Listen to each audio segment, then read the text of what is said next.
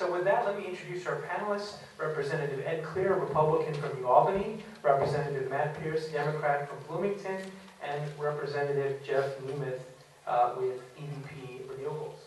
Thank you all very much for coming and joining us today. Let me pull up our questions and just jump right in here. The first question is really for all of you. Indiana has great wind resources in pockets of northern and eastern Indiana and pockets of strong solar resources, especially in the southern part of the state. Indiana has thousands of aging buildings that are ripe for energy efficiency investment. What one cost-effective policy initiative would you most like Indiana's legislature to advance to open up Indiana to more investment in jobs and renewables and energy efficiency? And again, just for the sake of blowing through these questions and also allowing time for Q&A, just mention one policy initiative and please try to be brief. Thank you. So, Representative Pierce. Thank you. I think that I can be brief because I think the most effective policy you could put in place for renewable energy would be a statewide comprehensive feed-in tariff program, which I've introduced in the legislature.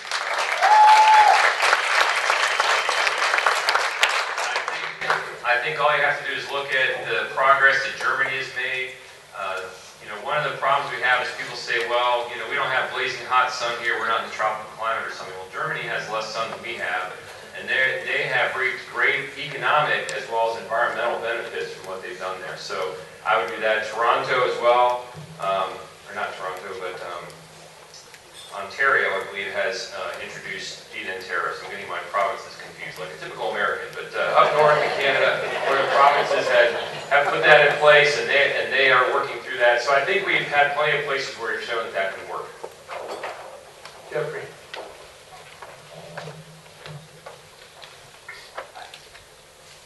Sorry. I think one of the legislation that would probably be best for moving forward is we've already got the voluntary clean energy standard.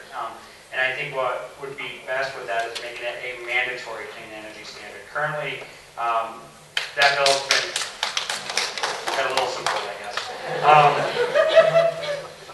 With that said, in the last year that it was passed, we've not had one single utility in the state of Indiana participate in that program.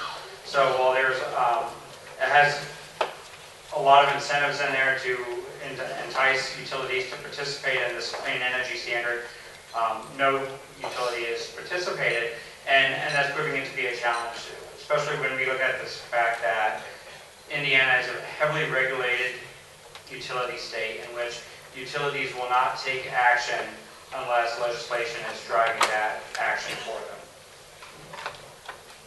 Thank you, Jeffrey. Representative Clere. Thank you. When it comes to energy efficiency, I've done a lot of work in the legislature. I've been in the House for 4 years now, which is my third term, and one of my focuses has been on incentivizing ways to reuse existing buildings, and I think that's one of our greatest missed opportunities around the state. I know in the communities that I represent and a lot of other places I've visited, we have great buildings that could be reused, both residential and commercial and industrial, and they're just sitting there idle or they're underused, and through tax policy, through tax credits, I believe we can accomplish quite a bit to make those buildings not only economically productive again, but also greener. Great. That's a good segue, Representative, into kind of the next topic, which is that it seems like energy efficiency is a low-hanging fruit in Indiana. There's just so many aging buildings. Capital is a problem, it seems. Businesses are tight on money. They can't afford to make those necessary investments. So, starting with you, Representative, what would you propose the legislature could proactively do to possibly free up more capital for these small businesses? Or is that the legislature's job? Well, I don't know. Access to capital is a problem across the board. It's not just with energy initiatives. I think we have a lot of issues with access to capital today. When you talk to business owners, small business owners in particular. I think some of the tax credit programs that we've worked on can be very effective in opening up capital. I was mentioning the reuse of existing buildings. We have a bill that we passed, 2 sessions ago. I guess it would have been the 2011 session, to expand what's called the Industrial Recovery Tax Credit. It's referred to as the Dinosaur Building Bill, and essentially it provides a tax credit as an incentive for companies to reuse existing industrial buildings that meet certain requirements as far as size and age and the time that they've been vacant and such. But these are buildings that we all have in our communities around the state, and in many cases they're sitting there empty. They're contributing to blight. We see folks going out and building in greenfields and not taking advantage of these buildings. So if we can continue to work on initiatives like that tax credit, I would like to continue to improve that.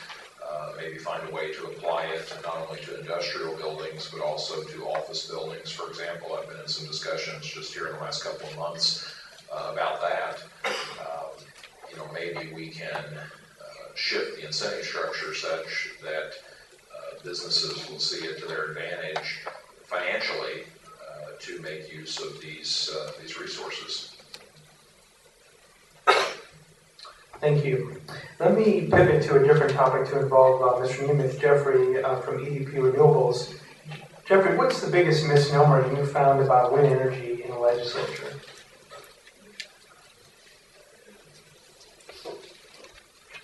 In working with legislators here in the state of Indiana, I think one of our greatest challenges is, or misconceptions is that they believe wind energy to be very expensive. It's intermittent, so I guess kind of the two top tier things that legislators find as why we shouldn't invest in wind energy, which my company and quite a few other companies are working here within the state to educate legislators, showing that wind energy is very cost competitive. I love to use, has everybody driven up I-65, seen that huge wind farm? That's what I did for like 2 years of my life, working on that project there. And right now we actually are selling that electricity over into Illinois for under 5 cents a kilowatt hour. Well, we could be selling it here in Indiana. And that can be very low cost energy for people who live here in Indiana. We've referred to a new power plant that's coming on this year. That projected wholesale price is going to be around 14 to 15 cents a kilowatt hour. So when we're comparing new generation, we are significantly lower than what other new generation is coming on for coal and natural gas, etc. I think the second one is people like, they're not spinning all the time. Why are they not spinning all the time? And a lot of people have concerns about that. And a lot of that is easily answered by MISO and PJM, which we have the transmission operators around the United States broken into regions, and we actually have the one for the Midwest is located up there in Carmel. But they'll tell you that that's actually not a problem. As far as the wind not already blowing ahead of time, when we're working with the utility we're selling the power to and the ISO, we're giving them forecasts saying, hey, we're going to be producing this amount of electricity in the days ahead. So as far as you hear a lot of that, you need to build more coal plants and natural gas plants to offset the wind being built, and that is not necessarily true. And actually, I believe MISO published earlier this year that they have not once had to use a peaker plant to offset for when power was not blowing.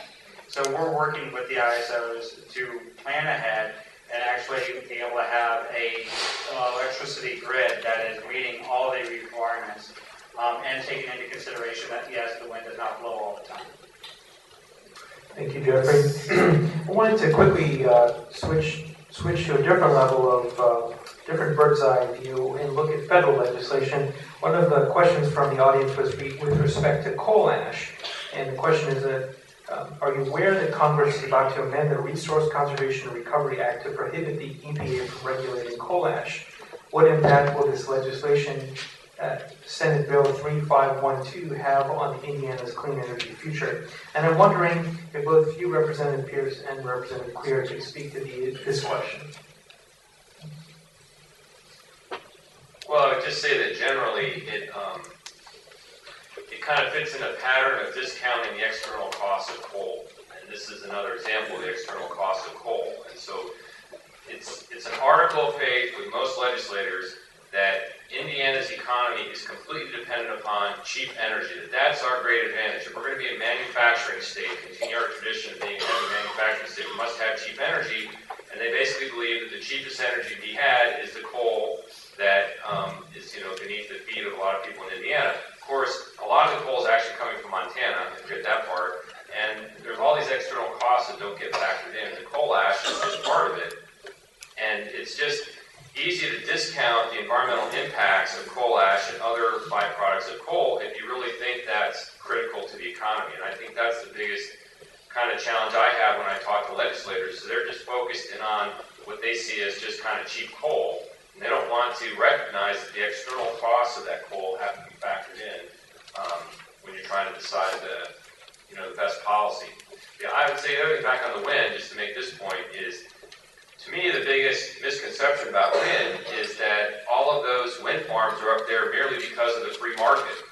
I hear this a lot. We don't need any fancy renewable portfolios or subsidies or anything. Look, they're all going in up there. Well, of course, we know the federal subsidy was important in that process, but more importantly, that wind is getting sold to all the states around us that have these renewable energy requirements. And that's why we're lucky to have some transmission lines crossing, so that was part of it. But it's the policies of other states that's driving what's happening in Indiana. And we need to be driving our own state policy, not just relying on states around us.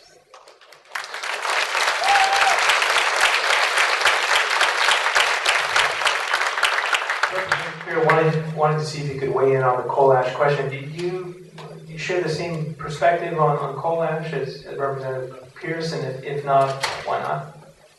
Well, probably not quite the same perspective. I rarely find myself to the left of Representative Pierce, so I'm enjoying sitting on this platform here. Story to tell back in the legislature. And speaking of the legislature, we're always accused of putting out a lot of hot air, yet no one has installed a turbine in the State House. To be honest, I'm here as much today to learn as to talk. And, I think we need to keep the conversation going about coal ash and all of the consequences of fossil fuels and the opportunities with renewables.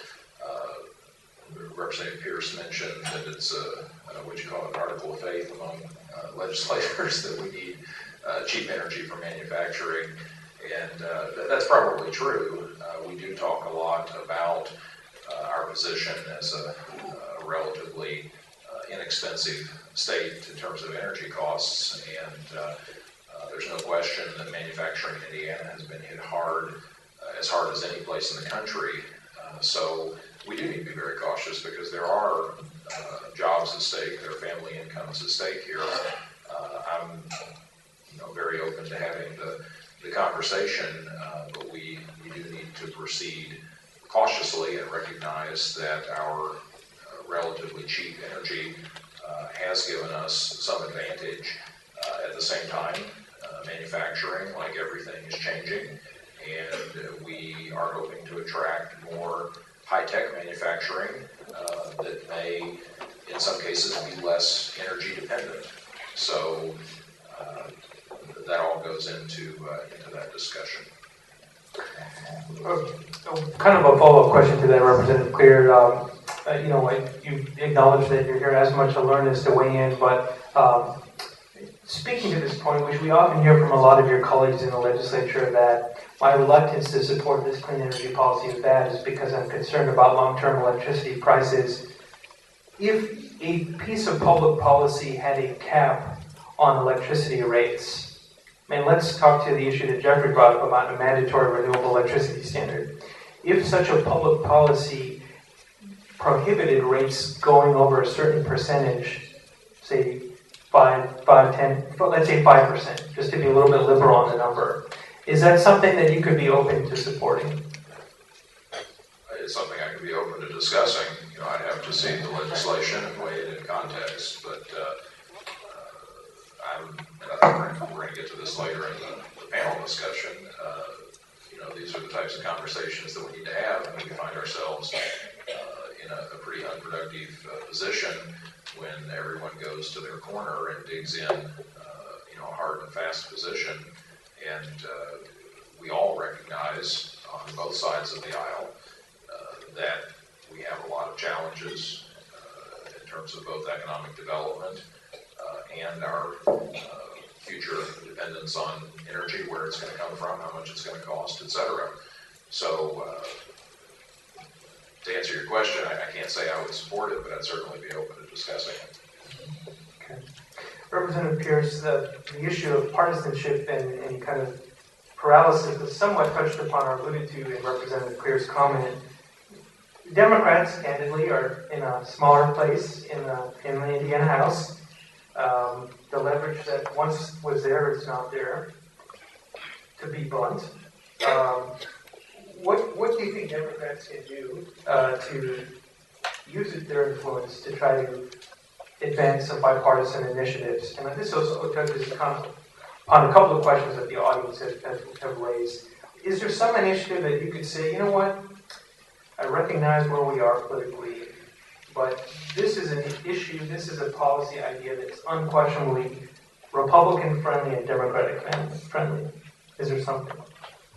Well, I think that, first of all, I think the Democrats can have an important impact on the General Assembly because we do still have a voice at the microphone. The media will actually print things we say from time to time. So we have an opportunity to, educate the public and hopefully work on getting them engaged. And after all, any legislator, no matter what their party, is going to be interested in what their constituents have to say. So part of it is working with people like you to build grassroots networks and really get people kind of engaged and energized to communicate to the representative, no matter which party they're from, that there are important policies we can do. The other thing is, I think that what needs to happen is we need to meet the Republican Party on the ground where they're most comfortable. And quite frankly, that's in the economic world. Now, we can have long debates about climate change with our friends on the other side of the aisle, many of which are very skeptical about it. And we can try to convince them that we have evidence that this is happening. And I think we just kind of get stuck in the whole dynamic where you do kind of choose your side. But I think that you can talk to Republicans by saying, look, let's just put all the environmental stuff aside. Let's just pretend for a minute it just doesn't matter.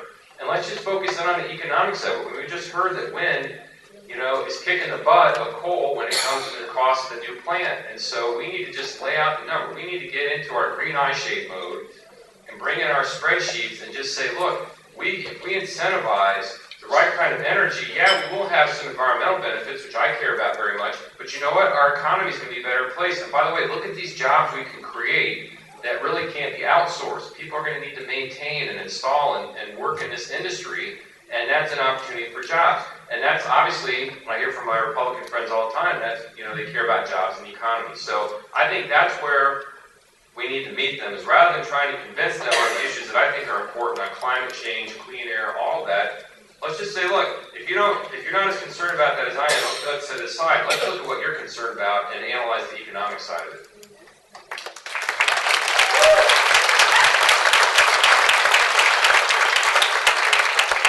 Thank you, Representative. Let's bring back Jeffrey into the conversation to that point. Jeffrey, when your company operates in a number of different states, is there anyone that stands out to you where Republicans have really embraced the bandwagon on clean energy from a jobs perspective, as Representative Pierce says, something of a model maybe for Indiana to look to? Excuse me, I could think of two states right off, Texas and Iowa, very Republican states, and I believe currently they both have 20% wind penetration into their grid. So that means they're getting 20% of their power from wind energy. I'm sure many of you are familiar with the PTC, or the Production Tax Credit. That was actually proposed by a Republican out of Iowa. I believe Senator Grassley. So it's interesting that, a lot of people associate renewables with a Democrat Party. However, 81% of all wind farms in the United States are in a Republican district. I mean, that's a huge number. And, a lot of it, as far as Republican parties are, and wind energy, at the national and in majority of the states, we have a very strong bipartisan support from both sides of the House. And I think it's from, being able to make the argument, yes, we have a very strong renewable sense to what we're trying to accomplish. And then two, we're bringing in tons of jobs, investments, lowering property tax, raising counties' average pay, which we did in White County. So, I mean, there's two sides to the issue, and I think both parties have recognized that. And, for whatever reason, either it be the economic side of it, the jobs, or the green side of it, we're seeing that strong support from both sides of the House. Great. Thank you, Jeffrey. Representative Clere, thinking about good engagement between constituencies and legislators, what are some practical tips that you'd offer about how best people can bring their issues to you? And if you could be really specific as much as you can on environmental issues. There's a sense that there are certain types of resources or information resources that people in the Republican caucus prefer over others. I'd love it if you could get a little bit granular about what type of research you think would really resonate with members of your caucus, so that we can just have more meaningful relationships with the Republican caucus. Well, I can say several things. First of all, I agree with Representative Pierce's point about reframing environmental issues in terms of economic development. I think that is a great point, and reframing the debate, period, is important. It's not just about economic development. I think talking about environmental issues in terms of stewardship and conservation can appeal to inherently conservative principles. So, there may be a lot of Republicans out there who have more in common with many folks in this room than either they think they do or the folks in this room think they do. And that's just the truth. Republicans are not anti-environment.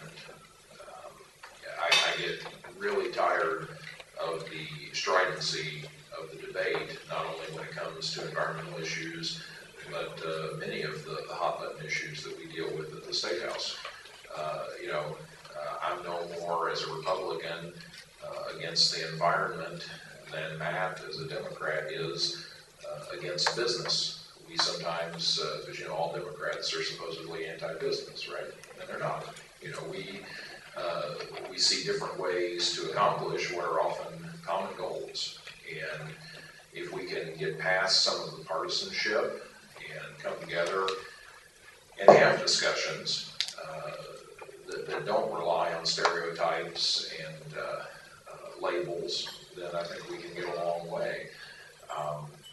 Back to your question, Jesse, how to appeal to Republican legislators. I think you appeal to Republican legislators the same way you appeal to Democrat legislators, and that is you engage them in your local communities. Legislators are far more likely to pay attention to their own constituents than they are to folks representing any interest group that shows up at the State House. I want to hear from people in my district. I represent approximately 65,000 people, as Representative Pierce does, and as our 98 colleagues do. And, we want to hear from those folks that we represent, because communities are different, attitudes are different, priorities are different. Each of us has different resources and opportunities and challenges in our district, and we want to hear from folks from home. When it comes to specific resources that Republicans might look to, again, I think it's simplistic to think that If something is published in the Wall Street Journal, to use that as an example, then Republicans take it as gospel, just as it's simplistic to think that if something appears, for lack of a better example, in the New York Times, then Matt automatically embraces it. I'd like to think that you have a couple of legislators in front of you who are critical thinkers and questioners, and Matt and I are actually going to sit across the aisle from each other in the upcoming session. Just by coincidence, we selected seats that are right across from each other, so this will be a formation and will continue throughout the session. This is deliberate. Yes, this is a setup. But I try to look at a variety of sources. There's no question that I get material from a lot of conservative organizations, a lot of organizations that have conservative or Republican leanings, or outright present themselves that way. Excuse me.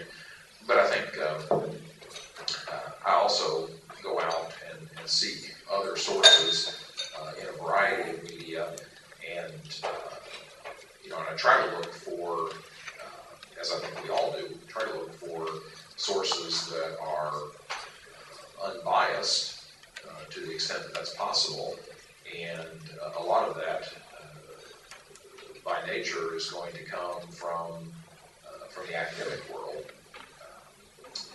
Not that just because you have a study that comes out of a university somewhere, that I'm necessarily going to take it as gospel. I would probably want to know, who funded the study and why the study was done, who commissioned it, who asked for it, whatever. So these are the types of questions that we have to be asking.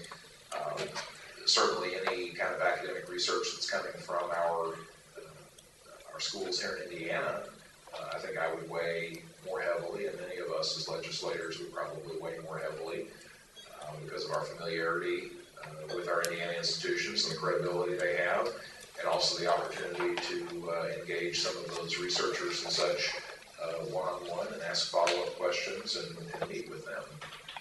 Great, thank you very much. Question for Representative Pierce. Gas seems to offer potential, from the audience, gas seems to offer potential compared to coal, yet fracking comes with some serious concerns. Is it possible to extract gas responsibly?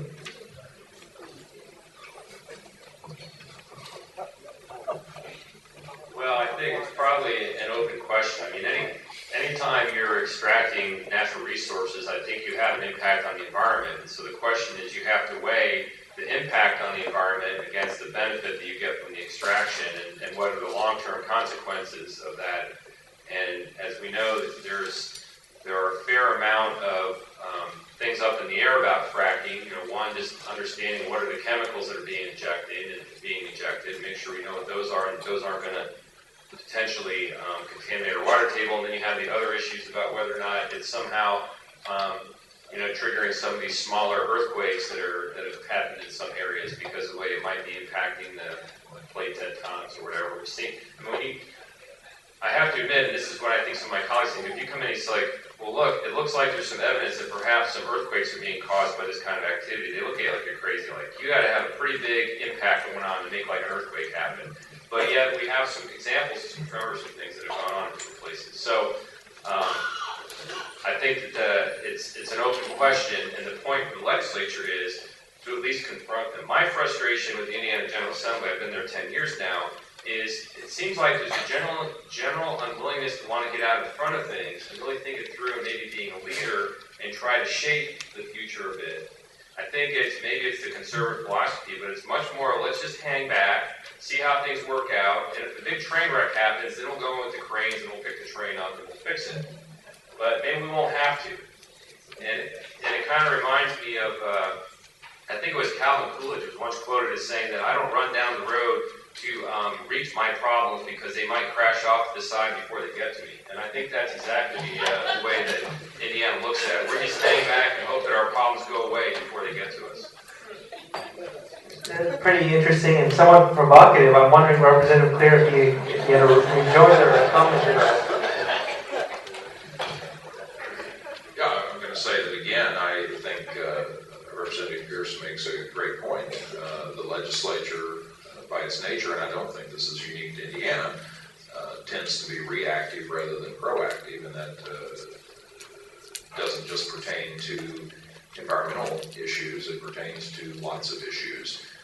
I was talking about this very thing yesterday in the context of gambling, which I'm not going to get into here, but that's a hot topic right now that needs to be discussed, and we're seeing increased competition all around us. Our 4 border states are all making moves that are going to have economic consequences for Indiana, and we've been kind of holding back and waiting, as Matt says, for the train wreck.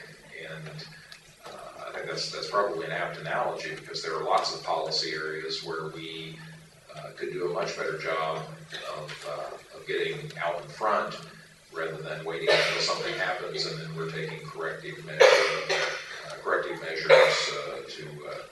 to mitigate something that's happened. I'm certainly no expert when it comes to extracting these gas resources. We received a lot of information about that as legislators. This is probably the point in the program where I'm supposed to pound on the table and yell, "Drill, baby, drill." I will resist the temptation.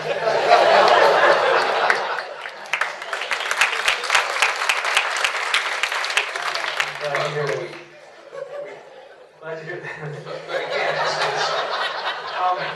it's about balance of interests, and we do have a tremendous potential resource there. Again, I used the words stewardship and conservation earlier. I think those are words that resonate in a lot of conservative circles, and I would encourage us to have the conversation in that context and make sure that anything we're doing that provides us with near-term energy advantages also recognizes any potential long-term consequences in the context of those values. Thank you. And we're just going to give Jeffrey the final word here in the spirit of equal time. Jeffrey, I wonder if in 30 seconds you could share any kind of tips that from your vantage point you found to be effective in engaging legislators in the different states you've operated. I think my strongest tip would be is know who you're talking to. Understand what they feel is important, and approach your discussion with them a strong point that they're going to consider.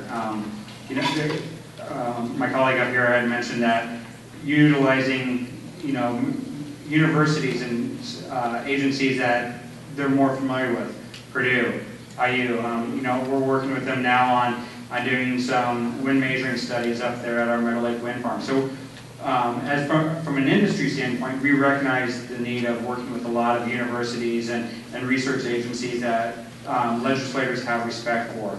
And so our company and others in the industry are working with these agencies and universities and colleges to bring the research that helps us demonstrate what we're trying to prove. All right, great. Thanks so much, panelists.